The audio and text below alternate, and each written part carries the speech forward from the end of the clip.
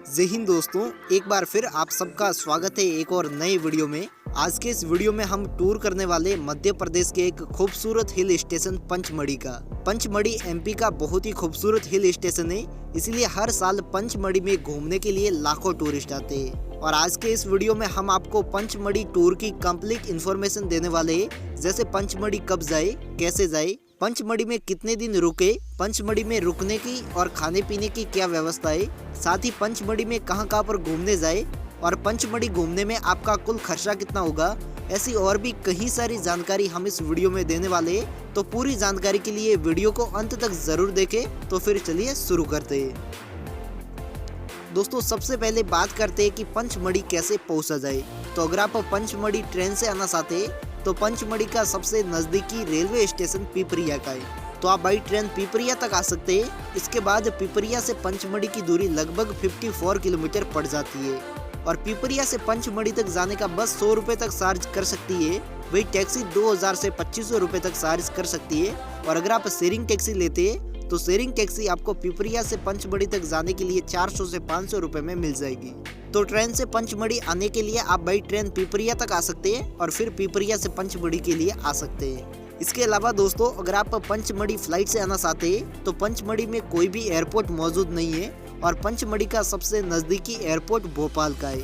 भोपाल से पंचमढ़ी की दूरी लगभग 222 किलोमीटर पड़ जाती है, तो आप बाई फ्लाइट भोपाल तक आ सकते हैं और फिर भोपाल से आपको पंचमढ़ी के लिए डायरेक्ट बस की सुविधा मिल जाएगी, जिसमें एक व्यक्ति का लगभग 350 रुपए तक लिया जाता है। साथ ही अगर आप भोपाल से पंचमढ़ी बस से नहीं आना चाहते तो आप भोपाल के रेलवे स्टेशन से ट्रेन पकड़कर पिपरिया तक आ सकते हैं और फिर पिपरिया से बस, टैक्सी या फिर शेयरिंग टैक्सी से पंचमढ़ी तक आ सकते हैं। इसके अलावा दोस्तों, अगर आप पंचमढ़ी बाई बस आना चाहते हैं तो भोपाल, इंदौर और ग्वालियर जैसी सिटी से डायरेक्ट पंचमढ़ी के लिए रेगुलर बस भी चलती है, तो आप बाई बस भी पंचमढ़ी तक आ सकते हैं। साथ ही अगर आप अपना पर्सनल व्हीकल लेकर पंचमढ़ी आना चाहते हैं तो भी आ सकते हैं। हमने आपको लगभग पंचमढ़ी आने के सभी ऑप्शन बता दिए, आपके लिए जो भी ऑप्शन बेस्ट हो आप उसके जरिए पंचमढ़ी आ सकते हैं। चलिए दोस्तों, अब पंचमढ़ी में आते ही बात आती है होटल बुकिंग की। तो दोस्तों, पंचमढ़ी में आते ही आपको खूब सारी होटल देखने को मिल जाएगी, जिसमें एक दिन का किराया 1000 से 1200 रुपए से स्टार्टिंग होकर 3 से 4000 रुपए तक जाता है और होटल के एक रूम में आप 2 से 3 लोग आराम से रुक सकते हैं। साथ ही अगर आप पंचमढ़ी में रिसोर्ट में रुकना चाहते हैं तो पंचमढ़ी में कई सारे रिसोर्ट बने हुए हैं, आप उसमें भी रुक सकते हैं। रिसोर्ट में एक दिन रुकने के लिए आपको 2 से 3000 रुपए देने होंगे। बाकी होटल और रिसोर्ट आप दोनों ही ऑनलाइन या फिर ऑफलाइन दोनों तरीके से बुक कर सकते हैं। चलिए दोस्तों, होटल या फिर रिसोर्ट बुक करने के बाद अब बात करते हैं कि पंचमढ़ी में हम कहां पर घूमने जा सकते हैं। तो दोस्तों, पंचमढ़ी में आप घूमने जा सकते हैं चौरागढ़ टेम्पल के लिए। दोस्तों, इस टेम्पल तक जाने के लिए आपको 2 से 3 किलोमीटर की पैदल ट्रैकिंग करनी होगी, लेकिन जब आप इस टेम्पल पर जाएंगे तो इस टेम्पल से आपको पूरे पंचमढ़ी का और नेचुरल ब्यूटी का बहुत ही खूबसूरत व्यू देखने को मिलेगा, जिसे आप खूब इंजॉय करेंगे। साथ ही यहाँ पर बना भगवान का मंदिर भी बहुत ही खूबसूरत है, तो आप यहाँ पर भगवान के दर्शन भी कर सकते हैं और मंदिर के पास में आपको भक्तों के द्वारा चढ़ाए गए खूब सारे त्रिशूल देखने को मिल जाएंगे। और ऐसी मान्यता है कि जिन भी भक्तों की अपनी मनोकामना पूरी हो जाती है वो यहाँ पर त्रिशूल चढ़ाते हैं, तो आप यहाँ पर भगवान के दर्शन कर सकते हैं और खूबसूरत व्यू का आनंद ले सकते हैं। और ये प्लेस पंचमढ़ी की सबसे पॉपुलर प्लेस में से एक है और पंचमढ़ी में आने वाले लगभग सभी टूरिस्ट यहाँ पर घूमने के लिए जरूर आते हैं और चौरागढ़ टेम्पल का टूर करने में आपको 6 से 7 घंटे का टाइम लग सकता है। इसी के साथ दोस्तों, पंचमढ़ी में आप घूमने जा सकते हैं बड़ा महादेव केव के लिए। यहाँ पर आपको भगवान शिव जी के दर्शन करने के लिए एक संकरी केव से होकर जाना होगा, जिसका एक्सपीरियंस काफी शानदार होता है और केव से अंदर जाने के बाद आप वहाँ पर भगवान शिव जी के दर्शन कर सकते हैं। इसी के साथ दोस्तों, पंचमढ़ी में आप घूमने जा सकते हैं हांडी खो के लिए। ये प्लेस भी पंचमढ़ी का काफी खूबसूरत व्यू पॉइंट है, जहाँ से आपको 2 चट्टानों के बीच में मौजूद खूबसूरत ग्रीनरी का काफी शानदार व्यू देखने को मिलेगा। और पंचमढ़ी में आने वाले खूब सारे टूरिस्ट यहाँ पर भी घूमने के लिए जरूर आते हैं, यहाँ से आपको काफी शानदार व्यू देखने को मिलेगा। इसी के साथ दोस्तों, पंचमढ़ी में आप जा सकते हैं पंचमढ़ी लेक के लिए। पंचमढ़ी लेक भी पंचमढ़ी की काफी शानदार और पॉपुलर प्लेस है।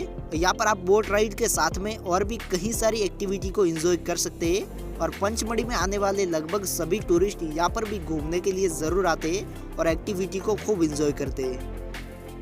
इसके अलावा दोस्तों पंचमढ़ी में आप जा सकते हैं जटाशंकर केव के लिए। दोस्तों यहाँ पर भी आपको भगवान के दर्शन करने के लिए एक संकरे रास्ते से होकर जाना होगा और चट्टानों के बीच में बनी ये केव काफी शानदार और गजब की है, जिसे घूमने के लिए खूब सारे टूरिस्ट आते हैं। तो आप यहाँ पर आकर भगवान के दर्शन कर सकते हैं और एक शानदार एक्सपीरियंस का अनुभव कर सकते हैं। साथ ही दोस्तों शाम के टाइम में पंचमढ़ी में आप सनसेट का मजा लेने के लिए पंचमढ़ी के राजेंद्र गिरी सनसेट पॉइंट के लिए जा सकते हैं। यहाँ से आपको सनसेट का बहुत ही खूबसूरत व्यू देखने को मिलेगा और शाम के टाइम में यहाँ पर टूरिस्ट की भीड़ काफी बढ़ जाती है, तो आप सनसेट का मजा लेने के लिए यहाँ पर आ सकते हैं। चलिए दोस्तों, हमने आपको अब तक जितनी भी टूरिस्ट प्लेस बताई है, इन्हें घूमने के लिए आपको किसी भी प्रकार की फॉरेस्ट एंट्री टिकट की जरूरत नहीं होती है। लेकिन दोस्तों पंचमढ़ी में कुछ प्लेस ऐसी है जो जंगल के अंदर आई हुई है और वहाँ पर घूमने के लिए आपको फॉरेस्ट डिपार्टमेंट की एंट्री टिकट की जरूरत होगी। और ये टिकट लेने के लिए आपको पंचमढ़ी में बाइसन लॉज पर जाना होगा, जो पंचमढ़ी के बस स्टैंड से लगभग 2 किलोमीटर दूर आया हुआ है। बाइसन लॉज में आप 3 तरीके के टिकट ले सकते हैं। अगर आप बाइक या फिर स्कूटी का टिकट लेना चाहते हैं तो उसका टिकट ले सकते हैं, जो कि आपको एक दिन का लगभग 800 रुपए का मिलेगा और उस टिकट से आप एक दिन तक घूम सकते हैं। और दोस्तों मैं आपको सजेस्ट करूंगा कि अगर आप अकेले या फिर 2 लोग आए तो आप बाइक या फिर स्कूटी का फॉरेस्ट टिकट ले ले, और अगर आप स्कूटी या फिर बाइक लेकर नहीं आए तो आप पंचमढ़ी से स्कूटी या फिर बाइक रेंट भी कर सकते हैं। लेकिन दोस्तों अगर आप पंचमढ़ी 4 व्हीलर व्हीकल लेकर आए तो आपको 4 व्हीलर व्हीकल का टिकट लेना होगा, जो आपको एक दिन का 1250 रुपए का मिलेगा। और अगर आप 4 से 5 लोग साथ में आए और आप कोई भी 4 व्हीलर व्हीकल लेकर नहीं आए तो आप यहाँ से जिप्सी भी रेंट कर सकते हैं, जो आपको एक दिन के लिए 3350 रुपए की मिलेगी। और इस 3350 रुपए में आपका फॉरेस्ट एंट्री टिकट और जिप्सी का रेंट दोनों शामिल होगा। और जिप्सी में आप 4 से 5 लोग बैठकर टूर कर सकते हैं, जिसमें टूर गाइड आपके साथ में होगा। और फॉरेस्ट डिपार्टमेंट की जीप आपको एक दिन में 4 से 5 प्लेस घुमाएगी। तो आपके लिए जो भी बेस्ट ऑप्शन हो आप उसका टिकट ले सकते हैं। अगर आप बाइक या फिर स्कूटी से घूम रहे तो आप उसका टिकट ले सकते हैं। अगर आप 4 व्हीलर व्हीकल लेकर आए तो उसका टिकट ले सकते हैं, नहीं तो आप जिप्सी का टिकट ले सकते हैं। सभी की प्राइस आप अपनी स्क्रीन पर देख सकते हैं। चलिए दोस्तों, फॉरेस्ट टिकट लेने के बाद आप घूमने जा सकते हैं धूपगढ़ के लिए। दोस्तों धूपगढ़ पंचमढ़ी की सबसे ऊंची लोकेशन है, जहाँ से आपको नेचुरल ब्यूटी का और पंचमढ़ी का बहुत ही खूबसूरत व्यू देखने को मिलेगा।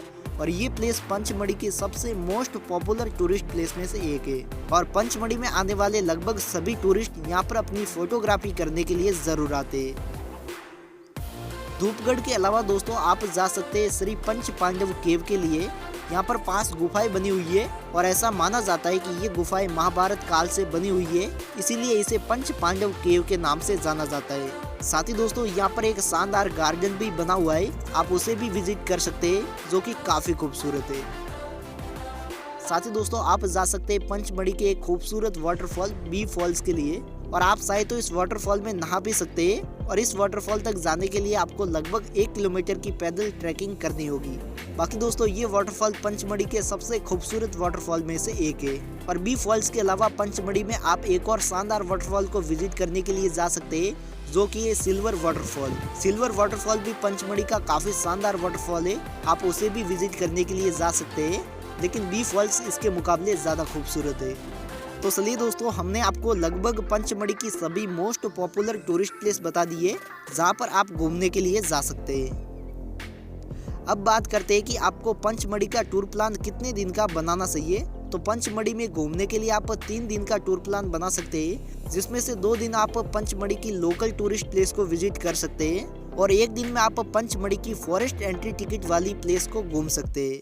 इसी के साथ अगर आप पंचमढ़ी एक दिन एक्स्ट्रा लेकर आते हैं तो आप चौथे दिन में पंचमढ़ी से सतपुरा नेशनल पार्क का टूर भी कर सकते हैं, जो कि पंचमढ़ी से लगभग 200 किलोमीटर दूर आया हुआ है। लेकिन सतपुरा नेशनल पार्क बहुत ही बड़ा और खूबसूरत पार्क है, जिसमें आपको खूब सारे अलग अलग प्रकार के एनिमल्स देखने को मिलेंगे। तो अगर आपके पास में एक दिन एक्स्ट्रा है तो आप यहाँ पर भी घूमने के लिए जा सकते हैं। बाकी आप पंचमढ़ी में घूमने के लिए वहाँ के लोकल ट्रांसपोर्टेशन जैसे बस और टैक्सी वगैरह का इस्तेमाल कर सकते हैं।